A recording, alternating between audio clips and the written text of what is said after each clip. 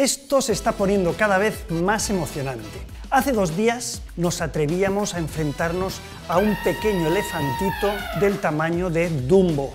Luego ayer nos atrevimos con una elefanta mayor. Y hoy os propongo que nos atrevamos a hablar del gran elefante. Un elefante que podríamos llamar tabú y que, curiosamente, sale en todas las conversaciones con adultos sobre Dios. Os propongo que hoy hablemos sobre el dolor, sobre el sufrimiento, sobre la enfermedad y sobre la muerte. ¿Queda alguien ahí o me he quedado yo solo?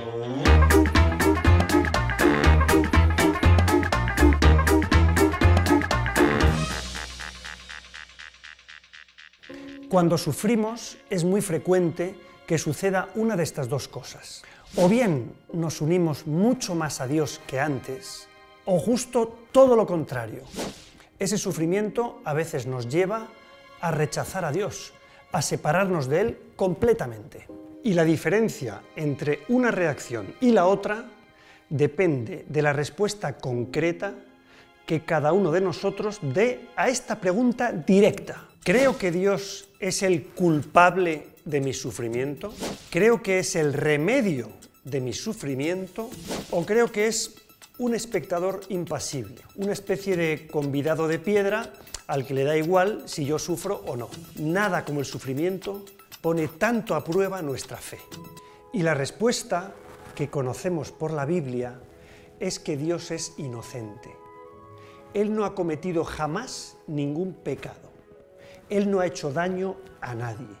No es el creador del sufrimiento, del dolor, de la enfermedad ni de la muerte. Y entonces, ¿de dónde surge todo esto? Todos los sufrimientos físicos o espirituales que padecemos proceden de la ruptura con el plan perfecto de nuestro Creador, lo que llamamos el pecado original, que tuvo 3 protagonistas. Un ángel traidor, amado por Dios, llamado Satanás. Y nuestros primeros padres, Adán y Eva, que fueron engañados, desobedecieron el plan perfecto de Dios y cayeron en una trampa mortal que dejó herida para siempre la naturaleza humana.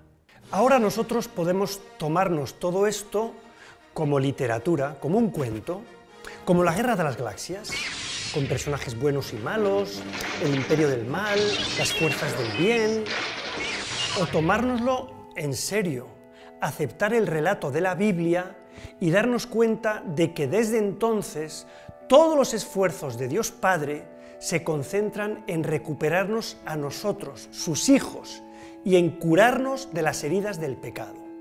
¿Y quién es Jesucristo? ¿Cuál es su protagonismo en nuestra vida?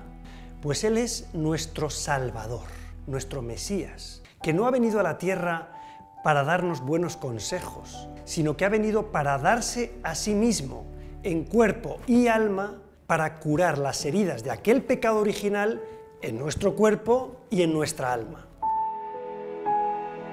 De modo que no nos equivoquemos al buscar culpables, porque podríamos ser injustos con Dios. Acusar a Dios de nuestro sufrimiento es como acusar al médico de nuestras enfermedades.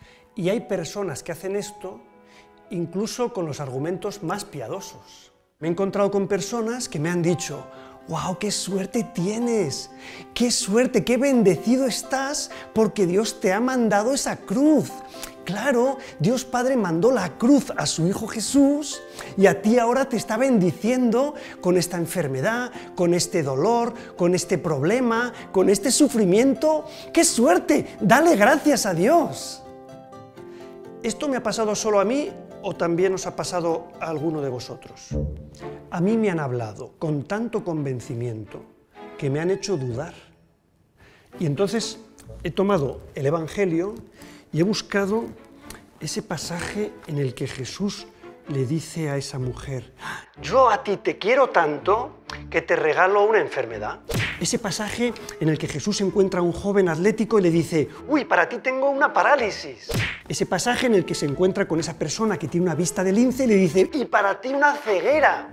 He buscado el capítulo en el que cuenta que Jesús conocía a alguien que tenía un negocio muy próspero y le dijo: «¿No te imaginas lo que tengo para ti? ¡Qué regalo! Un problemón para que te arruines. Y así nos unamos más, ahí, en el sufrimiento». Yo prefiero tomármelo a risa, pero lo cierto es que es una caricatura absurda sobre Dios, al menos sobre el Dios que nos presenta Jesús en el Evangelio. En cambio, sí me he encontrado con esto: curación de un leproso, curación del criado del centurión y curación de la suegra de Pedro y otras curaciones. El paralítico curado, curación de una mujer enferma y resurrección de la hija de Jairo, curación en sábado, la curación de un sordomudo, de un ciego, de un endemoniado, de un leproso, de un muchacho epiléptico, curaciones en Genesaret. También leemos en el Evangelio cómo Jesús da de comer a los hambrientos. Vemos a multitudes saciadas con el don del pan. Y no vemos a Jesucristo impasible ante la muerte de su amigo Lázaro, sino que llora y lo resucita. Y tantos milagros más que nos cuentan los Evangelios. Y aquí viene la pregunta del millón. Esas curaciones, esa implicación total de Jesucristo con nuestros sufrimientos, ¿es algo del pasado? ¿Es algo para recordar o Jesucristo sigue haciendo milagros hoy?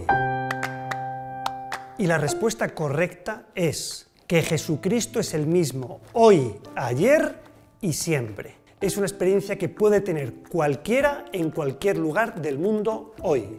Porque Jesucristo no ha cambiado su modo de relacionarse con nosotros ni con el sufrimiento nuestro. Lo que sí ha cambiado es nuestro modo de relacionarnos con Él.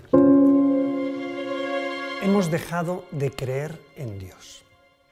Bueno, sí, creemos que existe, creemos que está por allí, pero ya no creemos en su amor. Y pensamos que su relación con nuestro sufrimiento es una relación intelectual, de razones para aceptar el sufrimiento con lógica. Pero no es ese el Jesús del Evangelio. Nos sentimos más cómodos poniendo a Dios en la lista de los ausentes o en la lista de los culpables, pero no en la lista de las personas a las que debemos agradecimiento. Y cuando acudimos a Dios para pedirle un milagro, a veces lo hacemos como unos fariseos que se acercaron un día a Jesús y le dijeron: «Venga, haz un milagro para que veamos que tú eres Dios». Querían espectáculo, pero no estaban dispuestos a cumplir la voluntad de Dios, a vivir según sus mandamientos. ¿Qué pasó? Que Jesús les llamó generación incrédula y se fue de allí y se quedaron sin milagros. La tarea que os propongo para hoy es un acto de fe y de humildad. Presentad a Jesús cualquier imposible que haya en vuestra vida, una necesidad corporal, material o espiritual que os tenga oprimido el corazón. Pero no le exijáis ayuda, no invirtamos los papeles. No es Dios quien tiene que obedecernos a nosotros, sino nosotros a Dios. Por tanto, presentad vuestra necesidad y a continuación, hacedle una ofrenda, la ofrenda total de vuestra vida. Decidle honestamente: desde hoy solo quiero cumplir tu voluntad. Te reconozco como Dios y Salvador. Y creo que de ti procede la salud y no la enfermedad, la alegría y no la tristeza, la paz y no la inquietud, la vida y no la muerte. Por eso pongo mi vida totalmente en tus manos, con plena confianza, mi cuerpo y mi alma. Gracias. Creo que todos vamos a ver muchos milagros. Hasta mañana.